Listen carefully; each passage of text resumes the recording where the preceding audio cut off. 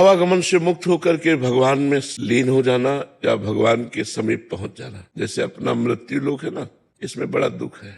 ये जन्म मरण, लाभ हानि, सुख दुख, इसमें दुख ही दुख है। जो सुख भी है वो भी दुख रूप है। भगवान का धाम है, जैसे वृंदावन चिदानंद धाम, वैकुंठ धाम, साकेतपुरी धाम, कैलाश धाम। इनमें मरना नहीं है, इनमें बुढ़ापा नहीं है, इनमें रोग नहीं है, इनमें सुख ही सुख है, परम आनंद है। तो हम भजन करके ऐसे लोक में पहुंचे, ऐसे धाम में पहुंचे जहाँ ऐसा नाशवान शरीर न मिले, अविनाशी शरीर मिले और दिव्य भगवान के नाम रूप लीला गुण का आनंद लेते हुए वहाँ जीवन हम अनंत काल तक व्यतीत करें। एक तो ये है साकार उपासना, और निराकार उपासना में भगवान में समा जाना, लीन हो जाना, मोक्ष हो जाना, अपना अस्तित्व मिट जाना, ये होता है।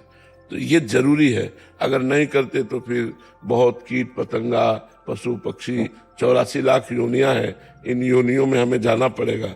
आज हमें कोई परेशानी तो हम डॉक्टर को दिखा सकते हैं, लेकिन पशु पक्षी योनियों में हम डॉक्टर को तो नहीं दिखा सकते। अच्छा, मरना निश्चित है, पता नहीं जवानी में मर जाए, और मर गए तो मनुष्य जीवन में कर क्या पाए। अगर नाम जप नहीं किया, अच्छे कर्म नहीं किए, तो फिर हमें 84 लाख योनियों में भटकना पड़ेगा। इसलिए हम सबसे प्रार्थना करते हैं, क्योंकि सब कोई भगवत प्राप्ति नहीं कर सकता। अधिकार है, कर सकता है, पर रुचि नहीं है। भोगों में इतनी रुचि हो गई है कि अगर भगवान भी चाहे तो वो उसको भोग दे दे, वो याचना करेगा, वो भगवान से नहीं मांगेगा कि आप मिल जाओ या मेरा मोक्ष हो जाए। ऐसे बहुत कम लोग होते हैं जो भगवान के मार्ग में चलकर भगवान को प्राप्त करना चाहते हैं। देखो कितने लोग एकांतिक में आए हो, आप विचार कीजिए। बहुत कम लोग होते हैं जो अच्छे मार्ग का अनुसरण करते हैं, और गंदे मार्ग का अनुसरण करने वाले लाखों लोग हैं। शराब की पार्टी हो, फिर देख लो आप कितने लोग एकत्रित होते हैं। कोई ऐसी पार्टी हो जिसमें गंदा खान पान, शराब हो, ये सब मनमानी मनोरंजन हो, देखो लाखों की भीड़ हो जाएगी। और भगवान का प्रवचन होना है तो वही आएंगे जिनके अच्छे विचार हैं, जो पवित्र भावना वाले हैं, जो अपना कल्याण चाहते हैं, अपना मंगल चाहते हैं। इसलिए संतों का कार्य है जीव के अंदर भगवत प्राप्ति की जागृति करना कि मुझे भगवान चाहिए, बुरे आचरणों का त्याग करवा कर अच्छे आचरणों में लगाना। इसीलिए हम दो काम ज्यादातर कहते हैं, नाम जप करो और पवित्र आचरण रखो और भगवत प्राप्ति का लक्ष्य बना लो। समझ रहे जी। अनिल कुमार जैन जी, उज्जैन से। राधा राधा। महाराज जी, शुभ और अशुभ कर्म फल भुगतने की अवधि का निर्धारण पूर्व जन्म में कैसे होता है कि कोई व्यक्ति अपने अच्छे बुरे कर्म कितने समय तक भुगतेगा?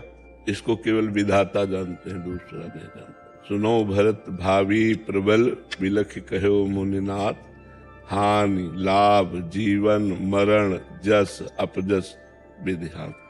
तो जो हमारा प्रारब्ध भोग है वो क्या क्या है, कितने समय में कैसा है, इसे पूरा विधाता जानता है। और ये इतना ही नहीं है, गोदाम भरा हुआ है जिसे संचित कर्म कहते हैं। संचित कर्म से कुछ हिस्सा निकाला जाता है शुभ अशुभ का, जिससे शरीर की रचना होती है, उसे प्रारब्ध कर्म कहते हैं। और जो नया कर्म किया जाता है उसे क्रियमाण कर्म कहते हैं। तो गोदाम तो अभी पूरा भरा ही है। जब तक भजन बल के द्वारा, ज्ञान बल के द्वारा, तप बल के द्वारा उसको नष्ट नहीं कर दोगे, तब तक भोगना पड़ेगा बार बार जन्म, बार बार मरण। और मनुष्य योनि में ही नहीं, सुअर कुत्ता गधा न जाने किन किन योनियों में हमें जाना पड़ेगा। तो इसीलिए मनुष्य योनि की महत्ता है कि हम इस जन्म में इतना भजन करें कि हमारा संचित भस्म हो जाए और प्रारब्ध को भोग लें, और क्रियमाण पवित्र अच्छे आचरण हो और भगवत समर्पित हो, तो हमें इसी जन्म में भगवत प्राप्ति हो जाए, हमारा आवागमन चक्र रुक जाए। लेकिन लोग जहाँ संसार में चकाचौंध माया की देखा तो भगवान को भूल जाते हैं और अपना मनुष्य जन्म पूरा का पूरा इसी माया में व्यतीत कर देते हैं। अब ये हो जाए, अब ऐसा हो जाए, अब ऐसा हो जाए, पूरा जीवन इसी में चला जाता है। महाराज जी, जैसे किसी का उदय 3 महीने का है, कर्म 3 महीने तक उसको परेशान करेगा, किसी का 6 महीने तो ये एक कर्म कौन सा करा हुआ, किस कारण से ये इसकी अवधि की कौन कितना भुगतेगा? हाँ, उसी अपराध के अनुसार है। ये अपराध के अनुसार है ना। जैसे अपराध बड़ा है, अब जैसे किसी को बुखार आया 3 दिन में ठीक हो गया, अब प्रारब्ध छोटा था निपट गया, तो ये प्रारब्ध भोग होता है। अब बड़ा प्रारब्ध है तो आजीवन भोगना पड़ेगा। छोटा प्रारब्ध है तो थोड़ा सा आया और निपट गया, चला गया।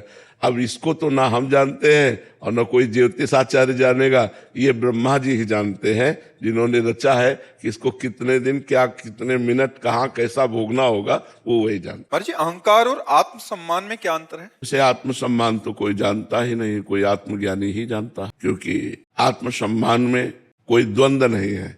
द्वंद्व का मतलब होता है मान अपमान, निंदा स्तुति, लाभ हानि, दुख सुख, ये सब देहाभिमान में है, आत्मसम्मान में नहीं। जो देहाभिमान है इसी को ठेस पहुंचता है अपमान होने पर, आत्मा को कभी नहीं। जिसे आत्मसम्मान का तात्पर्य होता है संपूर्ण विश्व को अपनी आत्मा के रूप में देखना, ये आत्मसम्मान है।